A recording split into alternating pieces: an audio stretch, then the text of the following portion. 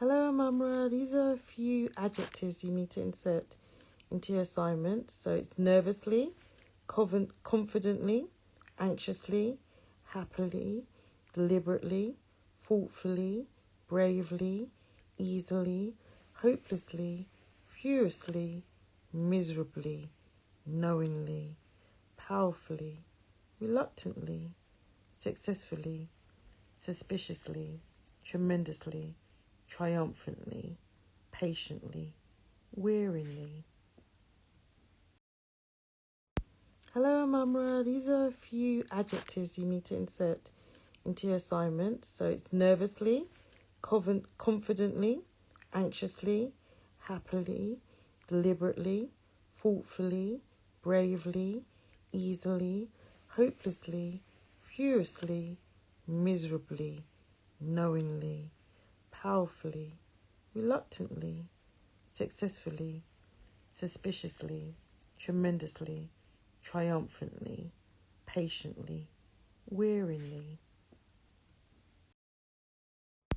Hello, Amamra. These are a few adjectives you need to insert into your assignment. So it's nervously, confidently, anxiously, happily, deliberately, thoughtfully, bravely, easily, hopelessly, furiously, miserably, knowingly, powerfully, reluctantly, successfully, suspiciously, tremendously, triumphantly, patiently, wearily.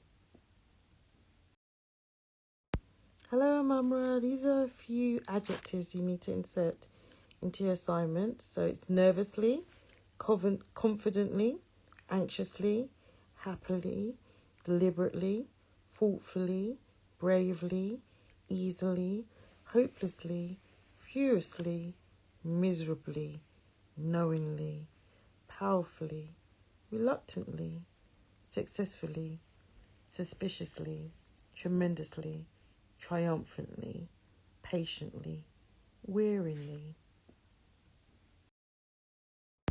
Hello, Amamra. These are a few adjectives you need to insert into your assignment. So it's nervously, confidently, anxiously, happily, deliberately, thoughtfully, bravely, easily, hopelessly, furiously, miserably, knowingly, powerfully, reluctantly, successfully, suspiciously, tremendously, triumphantly, patiently, wearily. Hello, Amamra. These are a few adjectives you need to insert into your assignment. So it's nervously, confidently, anxiously, happily, deliberately, thoughtfully, bravely, easily, hopelessly, furiously, miserably, knowingly, powerfully, reluctantly, successfully, suspiciously, tremendously, triumphantly, patiently, wearily. Terribly. And then there's a few words with the ooze sound. Ambitious, adventurous, courageous, curious, dangerous, disastrous, enormous, famous, fabulous, furious, generous, hideous, hazardous, joyous, mountainous, nervous, previous, serious, suspicious. Terribly. And then there's a few words with the ooze sound. Ambitious, adventurous, courageous, curious, dangerous, disastrous, enormous, famous, fabulous, furious, generous, hideous, hazardous, joyous, mountainous, nervous, previous, serious, suspicious. Terribly. And then there's a few words with the ooze sound. Ambitious, adventurous, courageous, curious, dangerous, disastrous, enormous, famous, fabulous, furious, generous, hideous, hazardous, joyous, mountainous, nervous, previous, serious, suspicious. Terribly. And then there's a few words with the ooze sound. Ambitious, adventurous, courageous, curious, dangerous, disastrous, enormous, famous, fabulous, furious, generous, hideous, hazardous, joyous, mountainous, nervous, previous, serious, suspicious. Terribly. And then there's a few words with the ooze sound. Ambitious, adventurous, courageous, curious, dangerous, disastrous, enormous, famous, fabulous, furious, generous, hideous, hazardous, joyous, mountainous, nervous, previous, serious, suspicious. Terribly. And then there's a few words with the ooze sound. Ambitious, adventurous, courageous, curious, dangerous, disastrous, enormous, famous, fabulous, furious, generous, hideous, hazardous, joyous, mountainous, nervous, previous, serious, suspicious. As he went, at last he landed, a ragged black shape sprawled across the sun. Everybody watched, and now they saw the monster begin to glow. Blue at first, then red, then orange. Finally, his shape was invisible. The same blazing white as the sun itself. The monster was white hot on the sun. Then they saw him returning, a blazing shape tearing itself off of the sun. This shape became red as it flew. It was writhing and growing larger. Slowly, once more, it became the black bat-winged shape of the dragon, flying back to earth. Down and down, bigger and bigger, cooling as he came, until thump, he landed. This time, much more heavily than before, on Australia. He landed so heavily that all over the world bells tumbled out of church towers and birds' eggs were jarred out of their nests. The monster stared down at the Iron Man.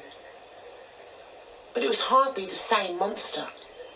His horns drooped, his face was wizened and black, his claws were scorched blunt.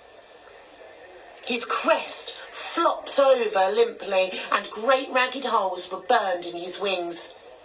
It had been terrible for him on the fires of the sun, but he had done it. And here he was. The fires of the sun are far, far hotter than any fires here on earth can ever be. There, he roared, I've done it. The Iron Man nodded. But his answer was to signal to the engineers. Once more, they poured oil into the trough under the grid. Once more, they lit it. Once more, the flames roared up, and the black smoke billowed up into the clear blue. And once more, the Iron Man stretched himself out on the grid of the raging furnace. The Space Bat Angel Dragon watched in horror. He knew what this meant for him. He would have to go once more into the sun's flames. And now the Iron Man's hair and toes and elbows were red hot. He lay back in the flames, smiling up at the dragon, and his whole body was becoming red hot, then orange, and finally white, like the blazing wire inside an electric bulb. At this point, the Iron Man was terribly afraid. For what would happen if the flames went on getting fiercer and fiercer? He would melt. He would melt and drip into the flames like so much treacle, and that would be the end of him. So even though he grinned up at the dragon, as though he were enjoying the flames, he was not enjoying them at all, and he was very frightened. Even the engineers, who were hiding behind thick asbestos screens over a mile away along the beach, felt their hair singeing on their heads, and they too thought it was the end of the Iron Man. Perhaps they poured in just a bit too much fuel oil. But at that very moment, and the very second that the edge of the Iron Man's ears started to melt, the fuel was used up, and the flames died. The engineers came running down to the beach. They saw the red-hot Iron Man getting off the fearful bed, and they saw him moving to and fro on the sand, cooling off. At last, the Iron Man looked up at the dragon. He could hardly speak after his ordeal in the flames. Instead, he simply pointed towards the sun and jabbed his finger towards the sun as he gazed up at the monster. "That's twice," he managed to say. "Now it's your turn." The monster did not laugh. He set off, up from the earth, beating his colossal wings, writhing his long, ponderous body up into the sky towards the sun. Now it was his turn, and he did not laugh. Last time had been too dreadful, but he went. He could not let the Iron Man win. He could not let the Iron Man of the earth beat him in this terrible contest. And so all the telescopes and cameras of the world watched him flying into the sun. They saw him land among the flames as before. As before, they saw his great ragged shape like an ink blot sprawled over the centre of the sun. They saw him begin to glow red, then orange, and at last they could see him no more. He and the sun were one blinding whiteness. He had done it again. But was the sun burning him up? Had he melted in the sun? Where was he? No. Here he was.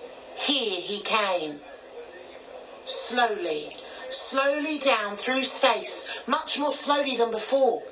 His white-hot flying body cooled slowly to red as he came, and as he grew larger, coming nearer, and he finally became once more black.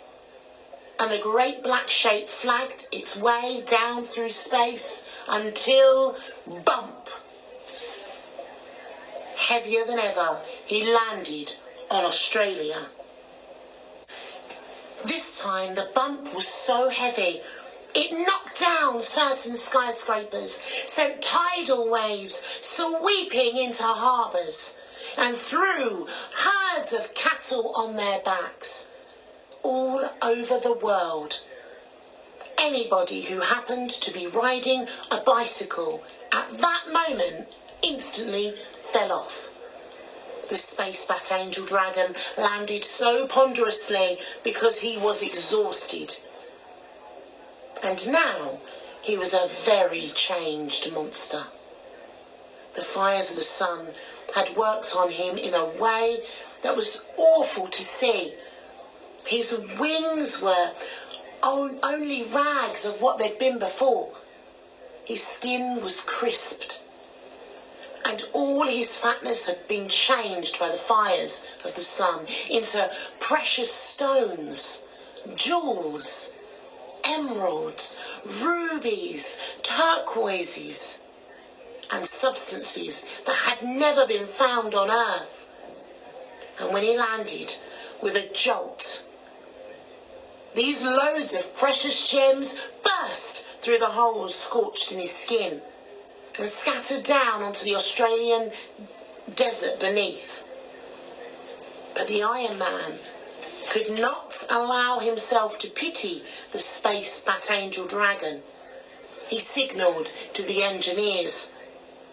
"Round 3, he shouted, and the engineers began to pour in the oil. But what was this? An enormous woofing sound. A booming, wheezing, sneezing sound. The space Bat Angel Dragon was weeping. If the Iron Man got onto his furnace again, it would mean that he, the monster, would have to take another roasting in the sun. He could not stand another. "Enough! Enough! Enough!" he roared. "No! No!" replied the Iron Man. "I feel like going on. We've only had 2 each." "It's enough!" cried the dragon. "It's too much. I can't stand another. The fires of the sun are too terrible for me. I submit." "Then I've won," shouted the Iron Man, "because I'm quite ready to roast myself red hot again. If you daren't, then I've won." "You've won! Yes, yes, you've won. And I am your slave," cried the space Bat Angel Dragon. "I'll do anything you like, but not the sun again." And he plunged his chin in the Pacific to cool it. "Very well," said the Iron Man. "From now on, you are the slave of the Earth. What can you do?"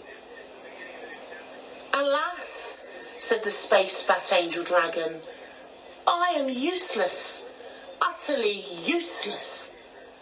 All we do in space is fly or make music." "Make music?" asked the Iron Man. "How? What sort of music?" "Well, haven't you heard of the music of the spheres?" asked the dragon. "It's the music that space makes itself to. All the spirits inside all the stars are singing. I'm a star spirit. I sing too. The music of the spheres is what makes space so peaceful." "Then whatever made you want to eat up the Earth?" asked the Iron Man. "If you're all so peaceful up there, how did you get so greedy and cruel ideas?" The dragon was silent for a long time after this question, and at last he said, "Well, it just came over me. I don't know why. It just came over me, listening to the battling shouts and the war cries of the Earth. I got excited. Well, I wanted to join in." "Well, you can sing for us instead," said the Iron Man. "It's a long time since anybody on Earth heard the music of the spheres. It might do us all good." And so it was fixed. The space Bat Angel Dragon was to send his star back into the constellation of Orion, and he was to live inside the moon. And every night he was to fly around the Earth, through the heavens, singing. So his fearful shape, slowly swimming through the night sky, didn't frighten people, because it was dark and he couldn't be seen. But the whole world could hear him, a strange, soft music that seemed to fill the whole of space, a deep, weird singing like millions of voices singing together. Meanwhile, the Iron Man was the world's hero. He went back to his scrapyard, but now everybody in the world sent him a present. Some only sent him a nail. Some sent him an old car. One rich man even sent him an ocean liner. He sprawled there in the yard, chewing away with his one ear slightly drooped, where the white heat of that last roasting had slightly melted it. As he chewed, he hummed in harmony to the singing of his tremendous slave in heaven. And the space bat angel's singing had the most unexpected effect. Suddenly, the world became wonderfully peaceful.